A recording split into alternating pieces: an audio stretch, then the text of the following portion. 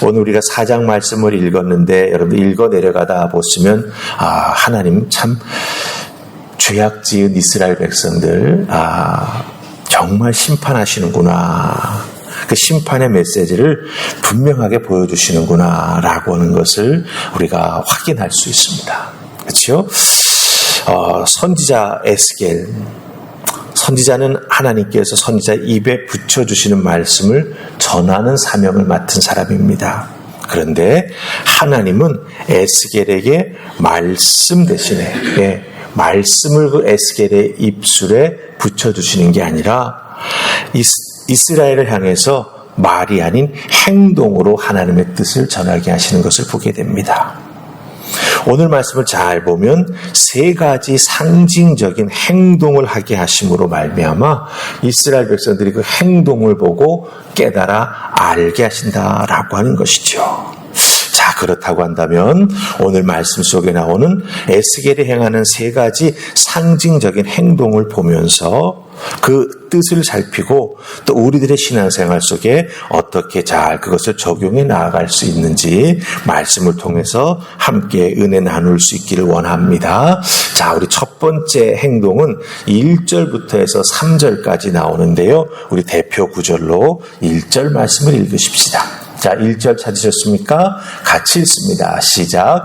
너 인자야 토판을 가져다가 그것을 내 앞에 놓고 한 성읍 곧 예루살렘을 그 위에 그리고. 아멘. 1절부터 3절의 말씀 속에서 예루살렘을 쉽게 말하면 진흙판 위에다 그리게 하시는 거죠. 그런데 중요한 건 그 예루살렘이 포위되어 있다라고 하는 거예요. 밖으로 통할 수 있는 모든 소망이 끊어졌다라고 하는 것입니다. 특별히 철판을 가져다가 놓게 만들지 않습니까? 그건 뭐예요?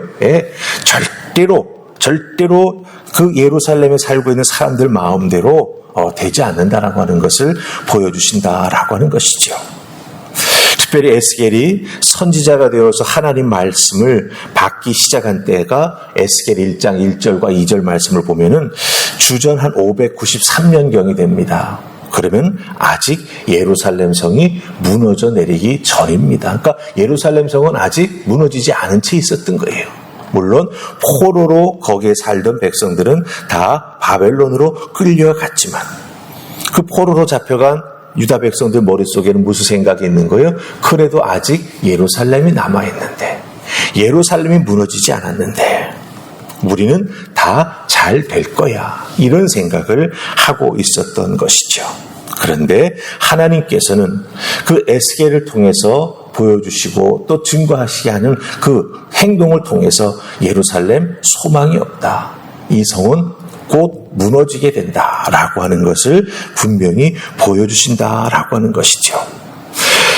포로로 잡혀간 자들이 하나님께서 예루살렘을 지켜주실 것이고 자기들은 곧 돌아갈 것이라고 생각하는 그런 잘못된 판단, 그 판단을 하나님께서 무너뜨리시기 위해서 토판을 구해다가 그 위에 예루살렘을 그리고 예루살렘이 완전히 포위된 모습을 하나님께서 그리게 하신다라고 하는 거예요. 이것이 의미하는 것이 무엇이 되겠습니까? 예루살렘은 완전히 포위되어 회복될 소망이 없다라고 하는 것입니다. 철저한 회개 없이 하나님이 나를 지켜주시니 잘 될 거야 라고 생각하는 그런 믿음, 그것은 거짓 소망이고 자기 최면과 같은 신앙이다라고 하는 것이죠. 회개하지 않았는데 아직 예루살렘이 무너지지 않았으니까 우리는 곧 돌아갈 수 있어. 그건 하나님에 대한 거짓 신앙이고 자기 최면, 어렵고 힘든 것을 잊어버리려고 하는 자기 최면과 같은 신앙이 된다라고 하는 거예요. 여러분들, 우리도 이런 신앙생활에 나아갈 때가 있습니다. 정말 내 삶 속에서 어렵고 힘든 일들이 일어나고 때로는 우리들의 신앙생활이 참으로 건조해지고 무미해져가지고 신앙생활을 제대로 하는 건지 아닌 건지 느껴지지도 않으면서도 난 잘 되고 있어, 난 잘 믿고 있어, 이렇게 스스로 생각하는 경우가 있다라고 하는 거죠. 여러분들, 하나님 앞에 나와 매주 예배를 드리는데 어떻게 은혜, 그 은혜 안에 머물지 않을 수가 있겠습니까? 어떻게 하나님께서 나를 사랑하신다라고 하는 것을 깊이 깨달아 알지 않을 수가 있겠습니까? 그냥 예배 드리는 것에서 만족이 아니라 하나님께서 예배 때마다 내 심령을 만지시는 은혜를 덧입는 우리가 되어야 깨달아 알고 돌이킬 수 있고 회복의 은혜를 덧입을 수 있다라고 하는 거예요. 근데 이런 진정한 은혜 없이 나 예배 참석했으니까, 나 오늘 말씀 들었으니까, 나 오늘 헌금했으니까 다 잘 될 거야. 여러분들, 이것은 자기 최면과 같은 신앙이라고 하는 거죠. 하나님은 이것을 경고하십니다. 말씀으로 깨달아 알게 해주실 때 돌아서야 한다라고 하는 거예요. 네. 그것을 자기가 깨달아 알고 믿음으로 자기를 변화시키는 분명한 모습이 있어야 회복의 은혜를 덧입을 수 있다라고 하는 것 꼭 기억하시기를 주님의 이름으로 부탁을 드립니다. 아멘. 자, 두 번째 상징적인 행동은 4절부터 해서 8절까지 나옵니다. 자, 대표 구절로 우리 4절 말씀을 읽으십시다. 4절 찾으셨죠? 같이 읽습니다. 시작. 너는 또 왼쪽으로 누워 이스라엘 족속의 죄악을 짊어지되 내가 눕는 날수대로 그 죄악을 담당할지니라. 아멘. 예, 에스겔을 누워서 살게 만드십니다. 잘 때만 눕는 게 아니라 아예 누워서 390일, 거기에 또 40일, 이렇게 오랜 1년이 넘는 날수를 누워서 살게 만드신다라고 하는 거예요. 왼쪽으로 390일, 오른쪽으로 40일 동안 누워 있게 만드십니다. 390일은 이스라엘 백성들을 위해서, 40일은 남유다 백성들을 위해서 눕게 하신다라고 하는 거예요. 하루를 1년으로 계산해서 하나님 앞에 죄를 지은 것에 대한 그 징벌의 기간을 말씀하신다라고 하는 것이죠. 그러니까 에스겔은 이렇게 누워진 상태에서, 여러분들 8절 말씀 보시기 바랍니다. 에스겔이 얼마나 고통 중에 이렇게 누워 있는가를 볼 수가 있습니다. 어떻게 되어 있죠? 에스겔의 몸이 줄로 꽁꽁 묶여 있습니다. 사람이 한 자세로 계속 누워 있으면 몸이 힘들잖아요. 그럼 다른 쪽으로 돌려 누울 수도 있겠죠. 하지만 왼쪽 오른쪽의 의미가 다르기 때문에 마음대로 몸을 바꿔 누울 수가 없는 거예요. 그걸 미연에 방지하려고 하나님께서 밧줄로 에스겔의 몸을 꽁꽁 묶어 놓았다는 것이죠. 그래서 자기 마음대로 임의로 돌아 눕지도 못하게 하나님 막으셨다라고 하는 거예요. 430일을 누워 있어야 합니다. 1년이 훌쩍 넘는 기간이죠. 에스겔은 이스라엘 백성들에게 임할 이 하나님의 징계, 거기에 따른 고통을 자기 자신의 몸으로 직접 보여주고 있다라고 하는 것입니다. 여러분들, 이 부분을 한번 우리가 곰곰이 생각해 보십시다. 이런 하나님의 마음, 이런 하나님의 모습은 어떤 마음이며 어떤 모습일까라고 하는 것이죠. 하나님은 죄에 대해서 엄격하십니다. 예수님을 통해서 우리가 구원함을 받았지만 죄 짓는 그리스도인들에 대해서 하나님은 사실은 엄격한 마음을 갖고 계시다라고 하는 거예요. 그런데 우리는 때로는 은혜라고 하는 단어 하나로 모든 것을 다 없었던 것으로 여기죠. 근데 중요한 건 은혜라고 하는 단어를 말하면서 내 죄가 다 없어졌어라고 말하기 전에 행해야 될 것 하나가 있다라고 하는 거예요. 그게 뭐죠? 바로 에스겔이 하나님 앞에 죄 지은 것을 용서함을 받기 위해서 왼쪽으로 390, 오른쪽으로 40일을 불편함 속에서 누워 있는 것처럼 하나님 앞에 회개하는 우리가 되어야 한다라고 하는 거예요. 입술의 회개, 마음의 회개, 그리고 몸의 회개가 꼭 따라야 된다라고 하는 겁니다. 그런 구체적인 회개의 모습이 있어야 하나님 앞에 용서받는 우리가 된다라고 하는 거예요. 대강 어떻게 하면 하나님 용서해 주시겠지. 시간 지나면 내 기억에서 망각되는 것처럼 하나님도 망각하시겠지. 여러분들, 하나님은 우리의 죄악된 모습을 사실은 잊지 않으십니다. 단지 기다려주시는 것이죠.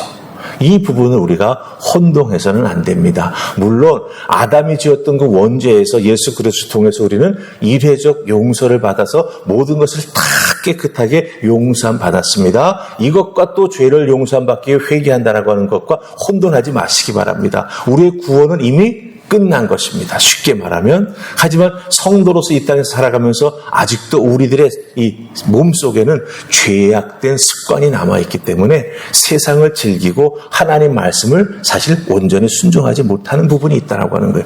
바로 여기에서 우리의 죄가 발생하는 것이죠. 이것은 어떻게 해야 된다? 돌이켜 회개하는 우리가 되어야 한다라고 하는 것입니다. 이 죄는요, 법을 어기는 실정법을 어기는 죄를 말하는 게 아니지 않습니까? 그것도 당연히 회개해야 되지만 우리들 마음속에서 신앙생활 속에서 하나님 앞에 온전히 순종하지 못하는 그 부분, 하나님은 그것을 살피시면서 우리가 회개하고 돌아오기를 기다리고 계시다라고 하는 것입니다. 그러기에 여러분들, 우리가 망각하는 것처럼 하나님도 쉽게 잊어주실 것이다. 아니지요.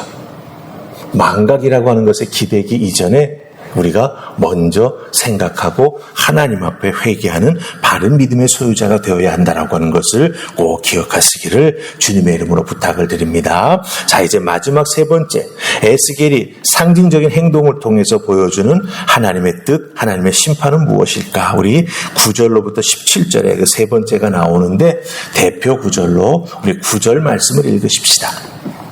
9절 찾으셨습니까? 같이 읽습니다. 시작. 너는 밀과 보리와 콩과 팥과 조와 귀리를 가져다가 한 그릇에 담고 너를 위하여 떡을 만들어 내가 옆으로 눕는 날수 곧 390일 동안 먹되. 아멘. 예, 떡을 만들어 먹으라 말씀하십니다. 390일 동안 동일한 떡을 먹으라 말씀하십니다. 그리고 뭐 들쑥날쑥 자기 마음대로 먹는 게 아니라 딱 하루에 정해진 양만큼의 떡을 때를 따라 먹게 하시는 것을 우리가 말씀 속에서 보게 된다라고 하는 것이죠. 근데 중요한 것은요, 이 떡을 어떻게 구워 먹으라고 말씀하시죠? 처음에는 인분으로, 쉽게 말하면 사람의 똥을 말려가지고 그 불을 피워서 먹으라는 거예요. 그러자 그 하나님의 말씀을 들은 에스겔이 깜짝 놀라죠. 그래서 14절에서 하나님, 저는 지금까지 제 영혼을 더럽힌 적이 없습니다. 저는 하나님 앞에 정결한 사람입니다. 왜 부정한 떡을 먹으라고 하십니까? 즉 인분으로 불을 피워서 떡을 구워 먹는 것 부정한 행위라고 하는 것이죠. 그러니 그렇게 하지 않도록 도와주십시오라고 말할 때 하나님께서 인분 대신 쇠똥으로 떡을 구워 먹도록 하나님께서 사실 은혜를 베풀어 주시는 것입니다. 예. 떡을 쇠똥으로 구워 먹게 하신다라고 하는 것이죠. 이것이 무엇을 의미합니까? 예. 예루살렘에 임할 그 재앙과 고통을 그대로 보여주는 것입니다. 예. 예루살렘이 무너지고 성전이 무너지고 그것에 이방 족속들이 들어와 살게 되면서 그 땅에 남아있는 유다 백성들이 겪게 될 고통을 그대로 보여주시는 것이죠. 네. 이 모습 속에서 여러분들 소량의 곡식으로 떡을 만들어 정해진 양만큼만 매일매일 쇠똥으로 구워 먹어야 합니다. 번거롭지요. 네. 힘들지요. 그리고 맛도 없겠지요. 그리고 사실은 정말 바닥을 치는 삶을 살아가게 된다라고 하는 것입니다. 이것이 무엇을 의미합니까? 죄 지은 자가 회개하지 아니하게 될 때 그 사람에게 임할 재앙과 고통을 상징적으로 보여주고 있다라고 하는 것이죠. 물론 죄를 지은 사람이 이렇게 육체적으로 고통당하지는 않을 수 있을 것입니다. 하지만 그 사람이 마음으로 겪는, 심리적으로 겪는, 또한 신앙의 양심으로 겪게 되는 여러 가지 갈등들은 지금 우리가 읽은 이 9절로부터 7절에 나오는 말씀 속에서 에스겔이 당혹해하는, 그리고 정말 두려워하는 그런 감정들, 그런 생각들을 다 겪고 또 느끼면서 지나가게 된다라고 하는 것이죠. 그렇다고 한다면 이 세 가지 모든 하나님께서 보여주시는 상징적인 행동과 그 말씀의 의미를 우리들의 신앙생활 속에 어떻게 적용하느냐라고 하는 게 참 중요할 것 같습니다. 이것은 하나님의 정죄요, 하나님의 징계요, 하나님께서 매를 드시는 것이다. 이렇게만 생각하면 여러분들 견디어내기도 어렵지요. 이것을 이해하기도 어렵고 내 것으로 만들어 믿기도 참 어렵습니다. 그렇죠. 이런 말씀은 듣고 싶지 않고 읽고 싶지 않습니다. 왜? 사실은 우리들 마음속에 다 죄악에 물들어 있는 검은 부분이 있기 때문이죠. 그렇다고 한다면 이 말씀을 통해서 우리가 무엇을 깨달아 알아야 되겠냐라고 하는 것입니다. 하나님께서 에스겔의 행동을 통해서 보여주시는 그 징계의 모습은 결국은 사랑이라고 하는 것을 우리가 알아야 됩니다. 왜? 에스겔이 행동하는 그 모습 보고 그 에스겔이 겪는 고통의 모습 보고 에스겔이 어떻게 그 바닥의 삶을 살아가는지를 보고 돌아오라는 거예요. 돌아오라는 거예요. 가던 길 멈추고 돌아서라는 거예요. 그리고 하나님 앞에 나오라고 하는 것입니다. 이 부분을 보고 깨달아 알게 될 때 여러분들 우리가 인간의 자존심을 내려놓아야 되고요. 지금까지 즐겼던 거기에 내가 이렇게 익숙해져 있던 습관화되어 있던 세상의 끈을 끊어야만 돌아설 수 있습니다. 그렇지 못하면 세상의 끈이 또 톡톡 어느 정도 시간이 지나면 땡깁니다. 그럼 어때? 뒤돌아보게 돼 있죠. 뭔가 땡기니까 뒤에서. 그럼 100% 돌아서게 돼 있습니다, 여러분들. 아예 땡기지 못하도록 끊어야 돼요. 이것을 우리가 잘 해야 됩니다. 그래야 믿음 생활에서 하나님께 영광 돌리는 믿음의 삶을 살아가는 우리가 될 수 있고 또한 신앙생활에 나아가면서 세상에서는 느끼지 못하고 깨닫지 못했던 참 기쁨과 참 안식을 누리는 우리가 될 수 있다라고 하는 것을 꼭 기억하시고 여러분의 삶 속에서 하나님 말씀의 은혜를 붙잡고 나아가는 귀한 모습이 있기를 주님의 이름으로 축복합니다. 아멘. 우리 기도하십시다. 사랑해 주님 감사합니다. 오늘도 저희들 주님 말씀 안에 불러주시고 에스겔의 행동으로 보여주시는 하나님 징계, 그 징계의 모습을 하나하나 살펴보았습니다. 하나님 무겁고 또 두려운 마음이 듭니다. 하나님 그러기에 이 무겁고 두려운 마음 가지고 내가 무엇을 어떻게 해야 할까? 저희들도 혹여 죄악된 모습 거기서 빠져서 헤어나오지 못하는 모습이 있다면 그리고 잘 될 거야 라고 하는 자기 최면과 같은 신앙생활을 해 나아가고 있다면 돌이키게 하시고 하나님 회개하기 전에는 다 잘 될 거야 이것은 거짓 믿음이라고 하는 것 저희들 꼭 깨달아 하는 하늘 은혜 더하여 주시옵소서. 하나님 앞에 믿음으로 정결하게 살기 위해 늘 애쓰고 스스로를 돌아보며 말씀으로 우리를 깨끗게 나아가는 하나님의 자녀들 다 될 수 있도록 도와주시옵소서. 지키시고 인도해 주실 줄 믿고 예수님 이름으로 기도하옵나이다. 아멘.